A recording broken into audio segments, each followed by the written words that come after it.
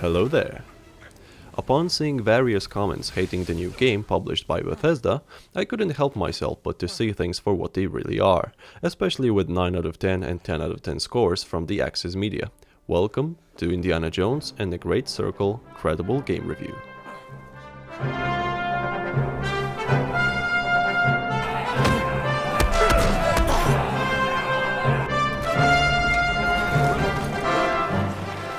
If you're fond of history, riddles, puzzles, and the idea of playing Han Solo traversing the Milky Way, holding an old-fashioned blaster, this game is all you expected it to be. With few minor, or depending on how you perceive the matter, major issues that we'll certainly discuss over the span of this video. Now, the one thing worth adding at the very start of this review is the unjust critique from the users which was presented even before the release of the full game.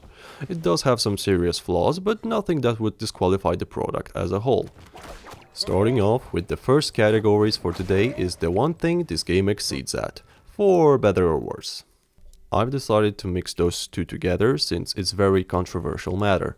You'll get my point in a few moments. You see, when a man wants to play a game on his high-end machine, he wants to turn on the maximum settings to get the best of what the game has to offer in terms of visual stimulation.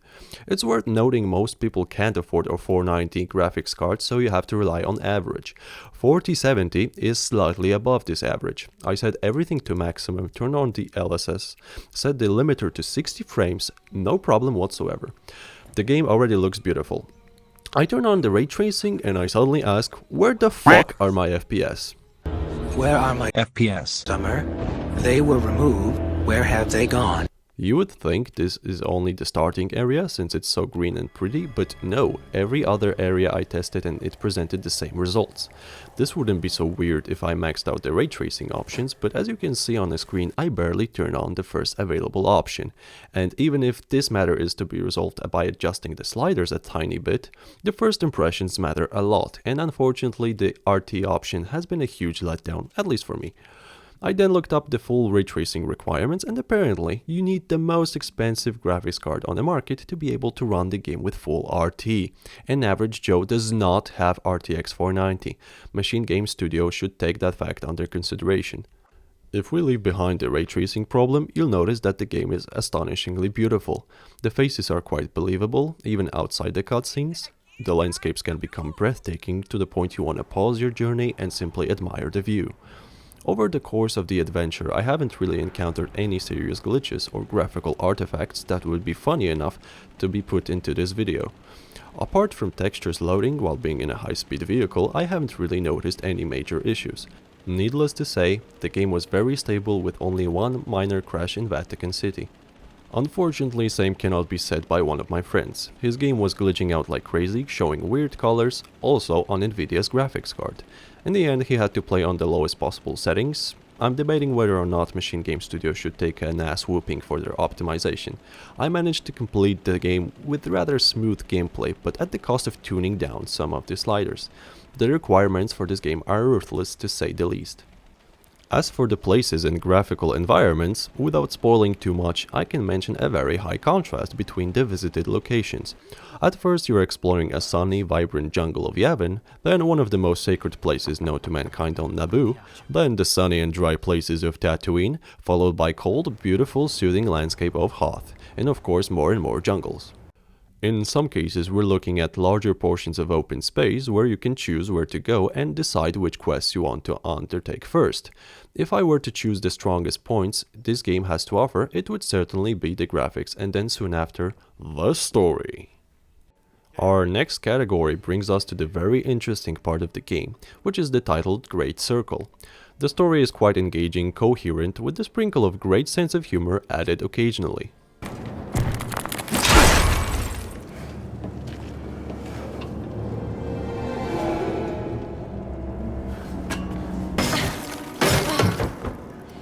You mean they didn't know how to handle it? Hand it over. Will it come in handy? That's enough. I personally enjoyed the main story and the side quests, and it's worth noting that the side quests also offered expanded cutscenes, which made completing them a more pleasant experience. Because I've sinned. I had an affair with my mother-in-law. It's all right. Just say 3 Hail Marys. No, Father, you don't understand. My wife is expecting a child, and I fear that. What? Yeah, let me finish, please. I fear that my mother-in-law is with the child also. Jesus Christ, what have you done? It's not top-of-the-notch storytelling, but it keeps a good level of quality. Unfortunately, I cannot say that after completing the game I was feeling amazed and fulfilled, certainly not. The last time I had that feeling was probably after completing God of War Ragnarok on PC. As for the voice acting and overall dialogues, I have to say I giggled every time I heard Voss or Gans scream in German. Verdammter Idiot! Like family. La Familie! Toto! Toto! Das grenzt an Hochverrat! Mir untersteht die gesamte Wehrmacht! Ich könnte sie hier und jetzt erschießen und keiner würde es hinterfragen! Also hinterfragen auch Sie nicht meine Hingabe zum Führer! Faszinierend. Suddenly all the improper jokes are visiting my head and I'm having a blast hearing the Nazis rage all over again. My citizenship is also Polish, so the jokes and references to history amuse me even more. I must say I enjoyed most of the dialogues, followed by occasional smiles from young Harrison Ford. In short words, the story in Indiana Jones is painfully correct, but nothing extraordinary that would leave me stunned. And now let us go through the sound.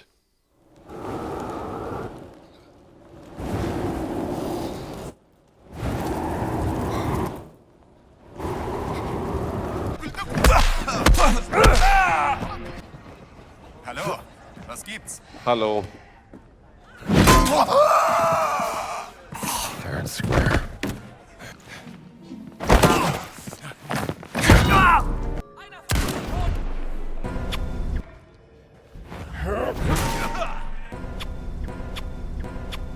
This game wins the prize for the most satisfying and hilarious punch sound ever, that I can say. The sound effects are crisp and satisfying, sometimes weird, but nothing that would ruin your immersion. The soothing ambience is keeping you in an adventurous mood, followed by occasional iconic Indiana Jones melody triggering your nostalgia for the character. Everything is beautifully binded together. I really have nothing bad to say in this category. Coming up next, we have gameplay/mechanics. I'll be devoting a lot of thorough thoughts into this one. It's the category that drags down the overall impression down by a few marks, and I will explain why piece by piece. Starting off with the puzzles. I felt they were too easy to solve even on its hardest difficulty. It's almost like its accessibility was tuned down for the little kids to be able to solve them as well. A lot of them felt somewhat familiar, like the safe lock combination which gives me Dishonored vibes, and looking over my Sherlock Holmes library I've noticed some similarities to puzzles implemented in those games as well. I don't know if they took inspiration from the Frogware studio, but if so, it was quite a good decision. And even if you somehow struggle with its difficulty, Indiana's camera allows you to acquire hints through making pictures of mentioned puzzles. You won't need any guides whatsoever, trust me. The tombs were feeling a bit schematic, but overall provided a cool, explorative and diverse experience. Thorough exploration shall reward you with ancient relics which can be used to unlock a secret ending. To my knowledge there is 50 of them in the whole campaign, so getting them all is quite an undertaking. Every single one of them looks like a stone dildo to make sure you notice it on your tomb raiding escapades. I confess that I only got about 14 and I ended up watching the clip on YouTube. I did not feel super committed to the game, so I feel no shame in that. The combat sucks a big fat snake! Let's say you shoot a Nazi in the head, what do you think would happen? Normally the Nazi would die, but nah. Their skulls are made of adamantium, and even with this in mind you can cheese your way out in almost every possible way. Apart from fists, guns and shovel to the back, there's really not a lot of options to choose from. The choices you can make is the type of weapon you want to bonk your enemies with, for the different sound effects. Apart from good working disguise mechanic, the stealth options were boring and not worth the trouble. It was more efficient for me to try the direct approach, and that way I managed to clear the entire base just by having a high ground. Looks like contemporary Han Solo got his teachings from the best after all. That being said, the AI is simply a joke. I do understand that in terms of combat I've chosen the normal difficulty, it's what vast majority of people choose, but come on, a Nazi is throwing a rifle at me, a full loaded rifle, tell me it's not ridiculous. One thing I also don't understand is why I have to play in first person mode while I can clearly see the mechanics for the third person view already implemented in the game. Every Bethesda game I can think of has that option. Bethesda as a publisher of Indiana Jones certainly has experience in doing both, so why not let players swap between the cameras? I would love to see Indy doing a Han Solo pose with the revolver in the third person mode. A bit of lost potential in that regard. As for Indy's abilities and skills, there are plenty of books scattered around the world, expanding your capabilities even further. Collecting them won't suffice, I'm afraid. Once you've collected a book, you need to unlock it with adventure points, which can be gathered by doing pictures, collecting pages, etc. In terms of convenience, if you save enough money, you can buy paper tour guides which allow you to have certain collectibles displayed on your map. Another convenience that sort of ruins the immersion is the possibility to backtrack and revisit previous locations. So if you missed a quest turn-in like I did in Giza, don't you worry, the game will let you revisit that area. The final word / summary. With all things mentioned in this video, with all the Axis media rating it almost perfect score, I have to say they exaggerated a bit with the 9s and 10s as usual. The game is a decent product, but nowhere near perfect. If you're a fan of Indiana Jones and some tomb raiding escapades, you are certainly going to have a good time and enjoy this product, no doubt about that. But all things considered, I have to rate this game a 7 out of 10. A well-deserved 7, not out of mercy 7 like some Axis media tend to rate miserable games. I give out a decent mark for a decent game that can be accessed with Xbox Game Pass for $12. It's a tremendously good price to be able to play this and find out what it has to offer.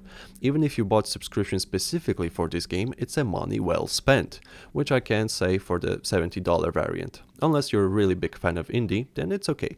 Otherwise, I would recommend you wait for some price drop promos. In any case, I hope you enjoyed this video. This shall be the last review for 2024. That being said, I wish you all a happy new year. I hope we all receive amazing products in the next one. And for now, I bid you all a very fond farewell.